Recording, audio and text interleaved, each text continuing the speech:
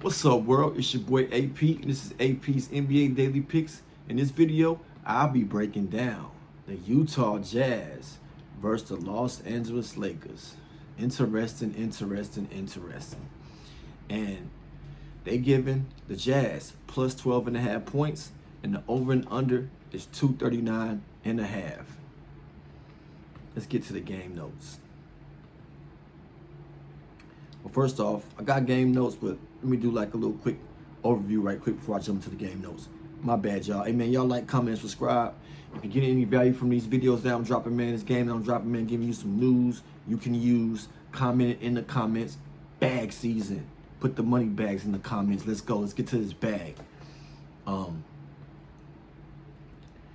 the injury report, we got Kyle Filipowski, a game time decision. Taylor Hendricks, game time decision. Cal Anderson, game time decision.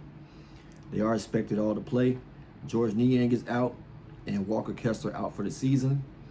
And for the Lakers, we got a season debut for LeBron James. This ain't a game time decision, but I believe LeBron James plays in this game.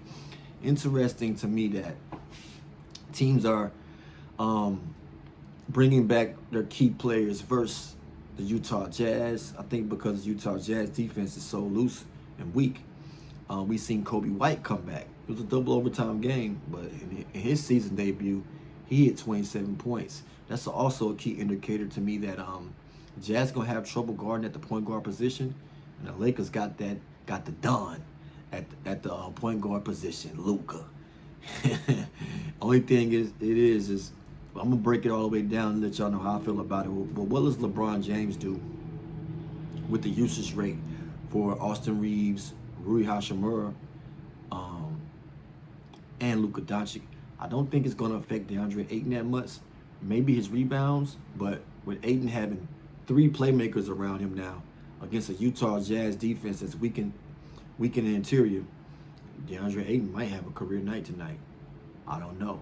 We got to see how it plays out, but let's go into it. But yeah, LeBron James is expected to play tonight at home. I think he will, because the Lakers been on a road trip, they're coming back home, and let's just keep it all the way real. The NBA is a business, so the NBA needs the Lakers, Bulls, Celtics, Knicks to beat Rockets, Spurs. They need these teams in these markets. They need the Bay Area. They need Golden State Warriors.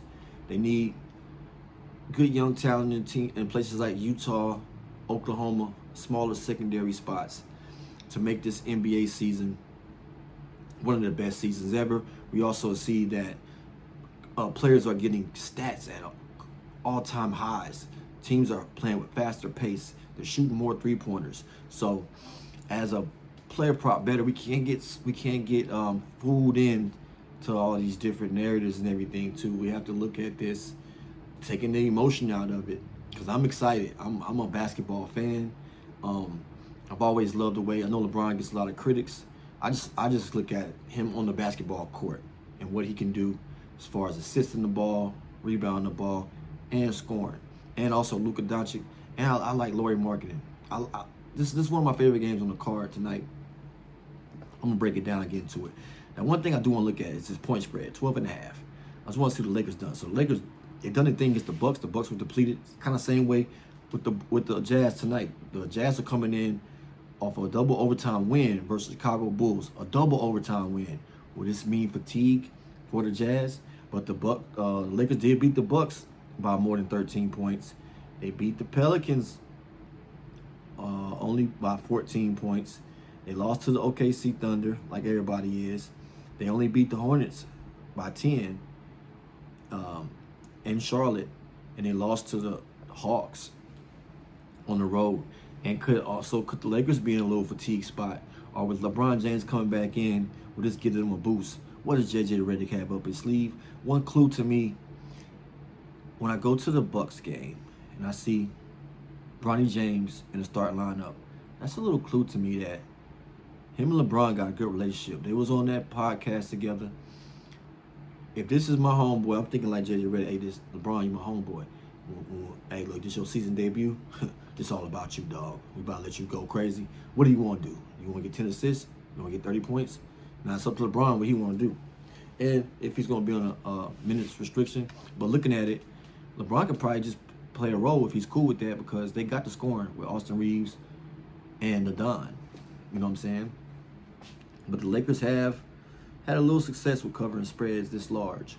On the other hand, the Jazz, they beat the Bulls by 3 points in double overtime. They lost to the Hawks by 10, the same team that the Lakers lost by 22, but they was on the road. They did beat the Pacers 152 to 128. Now, I'm seeing this, what's the point total again? I'm seeing this game something like that. 235 and a half. So I don't think the books know what to do with it. They just put it at 235. That's probably a good standard point to put in this type of game because they don't know what the LeBron James factor going to be. Is he going to slow down the pace? Is he going to increase the pace? Can he keep up with the Utah Jazz pace? Because them boys going to come out running and gunning just like the Bulls did versus the Nuggets. The Jazz lost to Minnesota 120 to 113. And also they played back-to-back game and lost to Minnesota 137-97. Now the Jazz play better at home. And we see how much they lost to the Timberwolves by in Minnesota. But they did have to travel all the way to Minnesota. That's another different thing right there. They was on a different coast.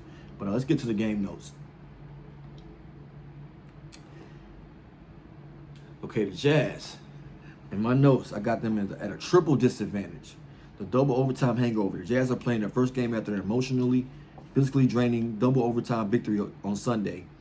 Historical data shows that teams playing the day after an overtime game are sustained to slide, covering the spread at only 41.3% rate. Shooters who rely on lift like Lauri Markkanen experience the greatest negative effect from this acute fatigue. Now, this might be an anomaly because Lauri Markkanen is in rare form, and I'm wondering how the Lakers are going to play him. Are they going to do that style? How you going to let Markkanen get his and shut down everybody else? Or are they going to just focus on shutting down Lauri Markkanen and making the other players get points? Another disadvantage for the Jazz is the season-ending injury of Walker Kessler, combined with potential absences of Kyle Filipowski and Taylor Hendricks, leaves the Utah interior defense gutted. Now, that's a possibility. I think they both might play. But the Jazz already ranked among the worst defensive teams, 120.3 defensive rating at 25th in the NBA, and are severely compromised against high-level centers like DeAndre Ayton. That's why I think DeAndre Ayton could have a career night tonight if he gets pushed to the max. Now, they got to play the Jazz again. I want to say, I ain't looking at it, but I think it's Sunday they play again. So they got some time to rest. That's why I do think LeBron James will come in. But will they exploit that on the second game, or will they exploit the interior of this game with DeAndre Ayton? And he got 3 playmaker great passes around him. Road performance. Utah holds a poor 1-5 road record this season. So those are the 3 disadvantages for the Jazz. They're poor on the road. They can't stop people from scoring on the inside. And they're off a double overtime victory. They might have a drunk high from winning like that. Now, the LeBron factor in the offense. We're assuming LeBron James plays. He provides a massive high IQ, injection of playmaking, and offensive pressure. Although he's likely to be on a minutes restriction, expected to play around 25 to 30 minutes, his performance floor remains exceptionally high. Offensive identity. The Lakers' offense, even without LeBron, boasts the second best true shooting percentage in the league. They got a good offense. The focus on efficiency combined with the presence of multiple elite passers, Doncic, James, and Reeves, is perfect recipe to dismantle the Utah's broken defense. And also, this is a revenge spot for the Lakers. The last time these 2 teams played last year, the Jazz beat them in Utah.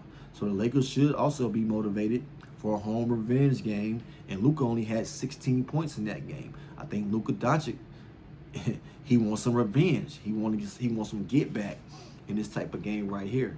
I'm not too confident with the spread, but I'll get to some player props. So a player prop that I like is DeAndre Ayton over his points, 14.5. I'm leaning towards his rebounds, but I don't know how much usage he'll absorb on the rebounding end with LeBron and Luka in there getting some rebounds also. But I think he'll have the opportunities against the Utah Jazz team that should be a little bit fatigued. Maybe a lot of those shots they're shooting going to be off the rim, some off the rim shot misses right there and landed into DeAndre Ayton's hands. Ayton will receive high-quality shots via alley-oops and dump-offs from Luka Doncic, Austin Reeves, and LeBron James. His role as a high-efficiency finisher against the exhausted Jazz front court. He's going to be playing up against Nurkic. Guarantees easy baskets. Ayton recently posted 20-point, 10-rebound, double-double against the Bucks. Another team, in my opinion, that has weak interior presence. Miles Turner hasn't been doing anything as far as supposed to be a shot blocker. And Ayton is also a strong rebounder. He's averaging 10.6 rebounds a game. I don't think the books know what to do with it. That's why they got it at 8.5. They're probably trying to hook you on that 8.5. If I'm taking 8 rebounds, I'm going for 8. I'm not gonna go for 8.5. But I do like his points over the 14.5 points. Now we got some low hanging fruit right here. We got LeBron James. His points prop is at 15.5, and his assist prop is at 4.5.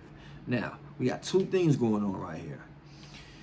Either it could be similar to a Kobe White return game. When Kobe White came back against the Utah Jazz, he went over his props. He went way over it. If you took Kobe White for 25, you probably would have 15 extra money.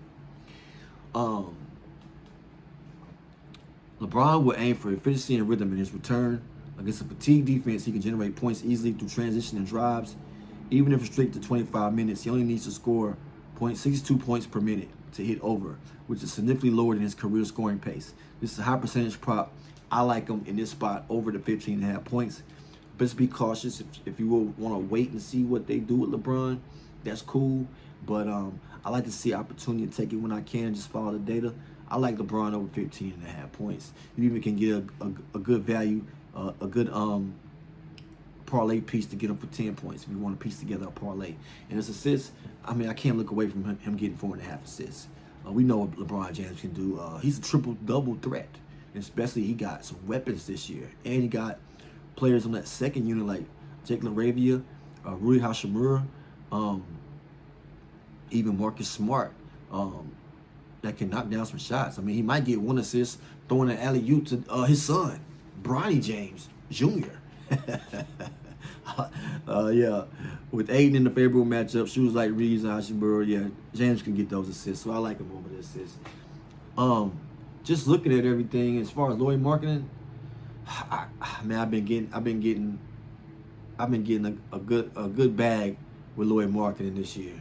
I've been taking him at 35 points, and he been crushing it. In this spot right here, I'm gonna fall back on him. If you like Lauri Markkanen, I can't blame you. The Jazz play high-paced offense, and he gets the majority of the shots. He has highest usage. He's averaging 30.6 points per game at 26.5. If he shoots the ball 30 times, he should be able to get over that. Plus some threes in there, some free throws. He should get over that. But I think in this thing with the double overtime game, I think it puts extreme stress on players who rely on jump shooting and high usage. Markkanen efficiency, I think he's going to suffer with his legs being heavy. The Lakers are rested at home, will focus their defense on containing him, forcing him into contested looks. His expected efficiency regression may go under. It may go under, but that's why I won't mess with him right now. Austin Reeves looks like he's the facilitator of this. So what my goal is to do is to break down the role of each player on the team. And I think in some circumstances, and I think probably in this circumstance, Austin Reeves is going to be out there to facilitate, get some assists, and be a decoy to the defense, because they're gonna have them scrambling. They're gonna be running out there trying to get to Austin Reeves. When you get the pull up, he's gonna get around them, lob it up to Ayton, kick it out to Luka for the 3, lob it up to LeBron. His assists at 5.5. I like Reeves to get over 5.5 assists. Reeves has proven he can coexist with a superstar, maintaining his role as a key secondary playmaker, and averaged 8 assists in a recent. He put up 8 assists in a recent game, with both James and Doncic drawing attention. I think Reeves can get that. Reeves over 5.5 assists. This is a big spread, but I think the spread is justified. Only thing that's kind of like man, I seen the Bulls going. The Bulls beat the Nuggets, and they were 14.5 underdogs, coming from a double overtime. So some of these teams with a lot of young guys, a lot of young legs, You gotta think back. I'm 40 plus, but when I was 17, 18, 19, 20, I could run all day. We used to play basketball for 8 hours a day, wake up and do it again the next morning. So, you know, does the fatigue? It's probably more of a mental thing with the younger players. Maybe the fatigue won't, as far as them running the floor, it won't mess with them that much. But I don't know. But I'm just gonna go by the data. What I see, I gotta look at the data because it's a lot of key variables in this game that we don't really know about. You know what I'm saying? So, especially the LeBron James factor. But I like the Lakers to cover the spread at home, minus 12.5. Now, when they go to Utah, if that spread is that big, if they blow Utah out by 20 points and they got like a 17-point spread, I'm gonna take the points for Utah at home. But Utah on the road, I like the Lakers minus 12.5. The total is at 239.5. It's high but achievable. The total's moving up. The Lakers will exploit the Jazz 25th ranked defense with extreme efficiency, pushing their team total very high. The Jazz fast pace ensures high possessions, and despite marketing's projected struggle, other players like Keontae George averaging 21.4 points, they can get some points this game. Some other props that I like in this game is definitely Luka Doncic over his 31.5 points. I think it's a bounce back spot for him. He didn't do well against them the last time they played. That was earlier in his trade getting to the Lakers. But we seen what Kobe White did to him at the point guard position. I like Luka Doncic over his points also. Another player that I'm interested in, if he can stay out of foul trouble, Ace Bailey point prop at 12.5. He just got too much of a bag. Not sure if Vegas gonna make that call again and they foul him out. He is playing against some people that draw fouls. Luka Doncic, LeBron James, Austin Reeves, they're very great at drawing fouls. So I would be careful in this game with Ace Bailey. But I ain't scared. I like Ace Bailey's game. I think he could possibly, probably Cooper Flag probably going to get it, but Ace Bailey should be right there in the Rookie of the Year. He's got to step it up. And this is the atmosphere. This is the game. This is the energy that he going to have to put out if he want to be considered at the top in his class.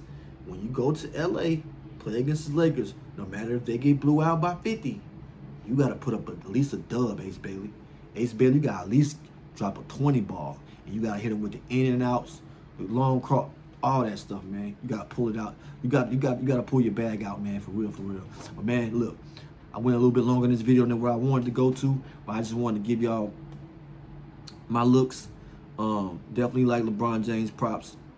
They might be trying to fool me with it, but going off data, I gotta go LeBron. I gotta go Luka over because they can't guard anybody at the Jazz. Definitely nobody's on there can guard Luka. I like Austin Reeves assists. Like DeAndre Ayton points. And I like the this lean. That's large point spread. I'm leaning for the Lakers to cover the spread, and the point total to go over. Please like, comment, subscribe, man, for more content from your boy AP. As always, health, wealth, and love. And y'all know what time it is. It's bag season.